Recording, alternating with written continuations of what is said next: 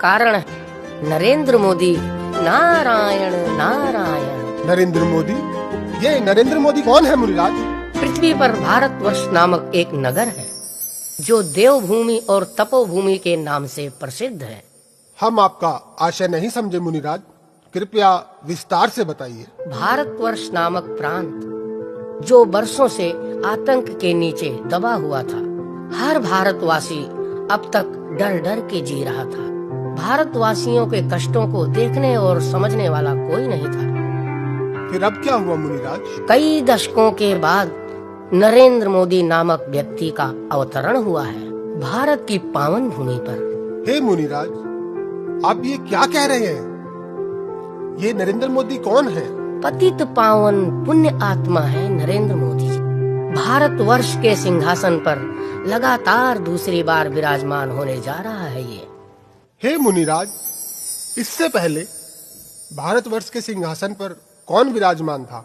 कुछ क्रूर किस्म के शासकों का शासन था भारत, जिन्होंने भारत की जनता के साथ बहुत सारे अन्याय किए। जनता त्राही त्राही कर रही थी, परंतु उनकी सुनने वाला कोई नहीं था। छोटी छोटी बच्चियों के साथ अभद्र व्यवहार करना, धर्म के नाम पर गांव के गांव जला देना, निष्कासित करा देना, अन्याय पे अन्याय, अन्याय पे अन्याय, यही था उन शासकों का शासन।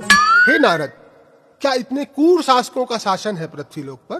क्रूरता की सारी हदें पार कर रखी थी उन शासकों ने। अब जाकर उन शासकों पर अंकुश लगाने वाला कोई मिला है, वो है नरेंद्र मोदी। इस नए शासक नरेंद्र मोदी में क्या क्या विशेषताएं हैं मुनिराज? हे राजन, इस व्यक्ति का जन्म ही इसी उद्देश्य से हुआ है कि भारतवासियों को क्रूर शासकों की क्रूरता से मुक्त कराएं। जैसे रावण का वध करने के लिए श्री राम ने अवतार लिया था, कंस का वध करने के लिए श्री कृष्ण का अवतार हुआ था। जब जब भारतवर्ष में अन्याय बढ़ा है, तब तब किसी महाशक्ति का अवतार हुआ है। इस बार महाशक्ति के रूप में नरेंद्र मोदी ने अवतार लिया है पापियों का अंत करने के लिए। नारायण नारायण। ये तो बड़ी प्रसन्नता की बात है नारद जी। लगातार दूसरी बार असुरों के ऊपर विजय प्राप्त की है नरेंद्र मोदी ने।